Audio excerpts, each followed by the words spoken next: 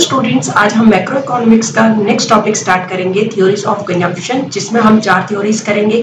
First है absolute income hypothesis, second है relative income hypothesis, third है life cycle hypothesis and last रहेगी permanent income hypothesis.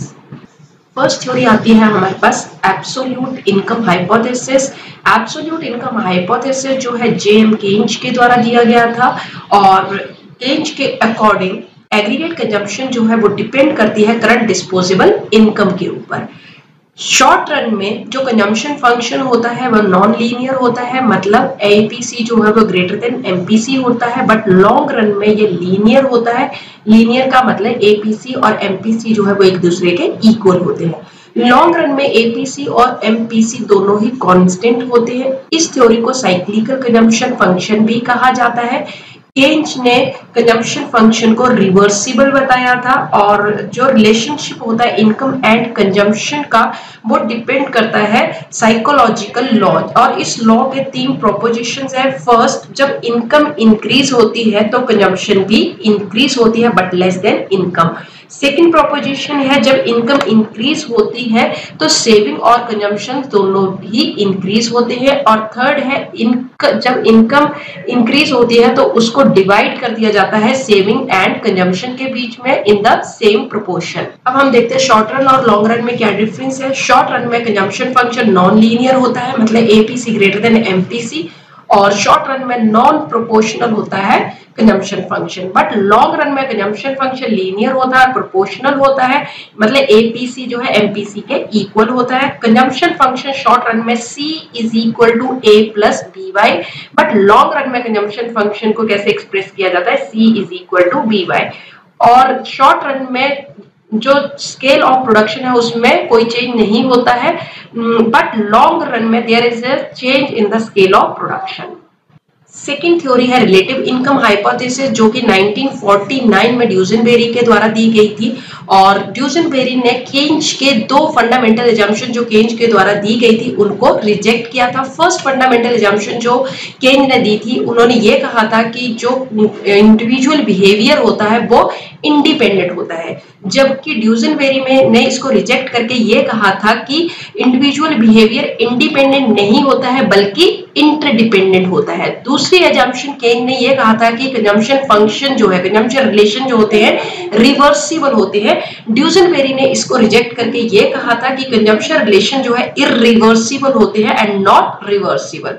ड्यूजनबेरी के according अगर इंडिविजुअल कंज्यूमर बिहेवियर को समझना है तो उसके लिए हमें social character of consumption pattern को समझना पड़ेगा। और social character of consumption pattern का मतलब होता है to keep up with the Joneses. Joneses का मतलब है यहाँ पे रिच नेबर्स।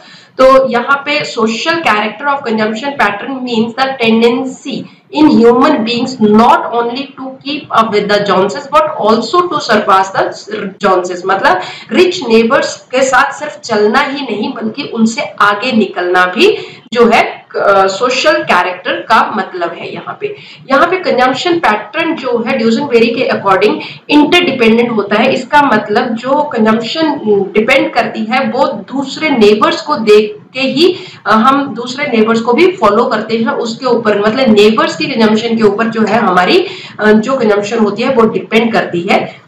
ड्यूजनबेरी ने ये कहा था कि अगर एक इकोनॉमी में absolute size of income increase होता है तो एपीसी उस एंटायर इकोनॉमी के लिए, उस हायर लेवल ऑफ इनकम के ऊपर क्या रहेगा, एपीसी जो है कांस्टेंट रहेगा। और अगर इनकम इसके उल्टा डिक्रीज होती है तो उसके इनकम के डिक्रीज होने के साथ जो कंजम्पशन है वो डिक्रीज नहीं होती है सेम प्रोपोर्शन में, क्योंकि यहाँ पे रैटचेट या डेमोन्स्ट्रेशन इफेक्ट या बैंडवैगन इफेक्ट होता है, मतलब दूसरों पे देखा देखी की जाती है। इसलिए जब हमारी इनकम डिक्रीज भी हो जाती है तब भी हम कंजम्पशन को डिक्रीज नहीं करते हैं, क्योंकि हमें अपने उस जो हमारा स्टेटस होता है उसको बनाए रखना होता है। उसके बाद इस थ्योरी में सेकंड पार्ट जो है थ्योरी का उसमें past peak of income hypothesis की बात की गई है। पास्ट पीक इनकम हाइपोथेसिस का मतलब है जो शॉर्ट रन फ्लक्चुएशंस होती है कंजम्पशन फंक्शन में, और उन्होंने केन्ज की जो एजम्पशन थी कंजम्पशन फंक्शन रिवर्सिबल कहा था उसको रिजेक्ट कर दिया था और कहा था कि कंजम्पशन फंक्शन जो है वो इररिवर्सिबल होता है। ड्यूजनबेरी ने रैटचेट इफेक्ट का कंसेप्ट दिया था रेटचेट इफेक्ट के अकॉर्डिंग जब इनकम इंक्रीज होती है तो कंजम्पशन भी इंक्रीज होती है और स्टैंडर्ड ऑफ लिविंग भी इंक्रीज होता है, बट जब इनकम डिक्लाइन होती है तो कंजम्पशन कांस्टेंट हो जाती है और सेविंग इंक्रीज हो जाती है। रेटचेट इफेक्ट तब डेवलप होता है जब साइक्लिकल डिक्लाइन या रिकवरी इन इनकम होती है एक इकोनॉमी में। डिप्रेशन के दौरान जब इनकम जो है कम हो जाती है तो करंट कंजम्पशन इनकम रेशियो जो है वो इंक्रीज होना शुरू हो जाती है। जो RIH हाइपोथेसिस है इसके according direct and proportional relationship होता है इनकम एंड कंजम्पशन के बीच में, और डिस्ट्रीब्यूशन ऑफ इनकम जो है वो चेंज नहीं होता with the change in level of aggregate income. उसके बाद कंजम्पशन जो होती है, कंज्यूमर की कंजम्पशन जो होती है वो related to his previous peak income, और जब इनकम इंक्रीज होना शुरू हो जाती है तो there is gradual increase in consumption due to increase in income which is also known as reverse lighting bolt effect. Next theory हमारे पास आती है लाइफ साइकिल हाइपोथेसिस। 1950 में Modigliani, Brumberg and Ando के द्वारा दिया गया था। इस थ्योरी को वेल्थ थ्योरी ऑफ कंजम्पशन भी कहा जाता है।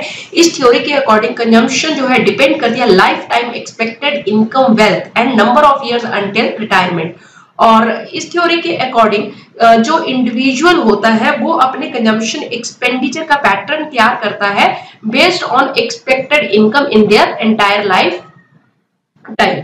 अब हम इस थ्योरी को एक डायग्राम से समझ लेते हैं। ये डायग्राम है, यहाँ पे देखिए 15 टू 25 इयर्स के बीच में जब इंडिविजुअल होता है तो उसकी डिसेविंग्स होती है, मतलब उसकी वो इनकम तो अर्न नहीं करता है बल्कि खर्चे ही करता है। और जब 25 के बाद वो अर्न करना शुरू कर देता है तो उसकी इनकम इंक्रीज होनी शुरू हो जाती है, और ये 65 इयर्स तक चलता है ये पैटर्न। और उसके बाद 65 इयर्स के बाद उसकी रिटायरमेंट की एज आ जाती है और उसके बाद फिर से उसने जो कमाया होता है उसको डिसेव करना शुरू कर देता है, और 65 टू 75 के बीच में उसकी डिसेविंग्स होती है। अब नेक्स्ट थ्योरी आती है परमानेंट इनकम हाइपोथेसिस, जो कि 1957 में मिल्टन फ्रीडमैन के द्वारा दी गई थी। और फ्रीडमैन ने कंजम्पशन और इनकम को दो पार्ट्स में डिवाइड किया था, transitory income and permanent income. Transitory का मतलब टेम्परेरी इनकम और दूसरी है permanent income. Permanent income hypothesis के अकॉर्डिंग ये कहा जाता है कि जो हमारी करंट कंजम्पशन होती है वो डिपेंड करती है परमानेंट इनकम के ऊपर, सिर्फ और सिर्फ परमानेंट इनकम के ऊपर ही कंजम्पशन जो है वो डिपेंड होती है। और जो हमारी ट्रांजिटरी इनकम होती है वो ज्यादा इफेक्ट नहीं करती है कंजम्पशन को। परमानेंट इनकम जो होती है बेस्ड होती है ऑन बैकवर्ड लुकिंग एक्सपेक्टेशंस के ऊपर, और शॉर्ट रन में कंजम्पशन फंक्शन जो है नॉन प्रोपोर्शनल होता है, मतलब एपीसी ग्रेटर देन एमपीसी, और लॉन्ग रन में कंजम्पशन फंक्शन जो होता है वो एपीसी और एमपीसी एक दूसरे के इक्वल हो जाते हैं, मतलब यहाँ पे प्रोपोर्शनल होगा। और फ्रीडमैन के according APC of all types of families are same whether they are rich और पुअर, मतलब लॉन्ग रन में APC average propensity to consume जो होते हैं सभी तरह की फैमिलीज की सेम ही होती है, चाहे वो रिच हो चाहे पुअर हो। और कंजम्पशन जो है neither depends upon absolute income nor relative income, सिर्फ और सिर्फ किसके ऊपर डिपेंड करती है कंजम्पशन, परमानेंट इनकम के ऊपर डिपेंड करती है। इस परमानेंट इनकम हाइपोथेसिस की कुछ एजम्पशंस हैं, और फर्स्ट एजम्पशन है इसकी कोई रिलेशन नहीं होता transitory income and permanent income के बीच में। Second assumption is there is no correlation between transitory and permanent consumption, कोई कोरिलेशन नहीं होगा between transitory consumption and transitory income. बहुत इंपॉर्टेंट पॉइंट है फोर्थ, सिर्फ और सिर्फ परमानेंट इनकम जो है इफेक्ट करती है कंजम्पशन को, यहाँ पे प्रोपोर्शनल रिलेशनशिप होता है कंजम्पशन और परमानेंट इनकम के बीच में।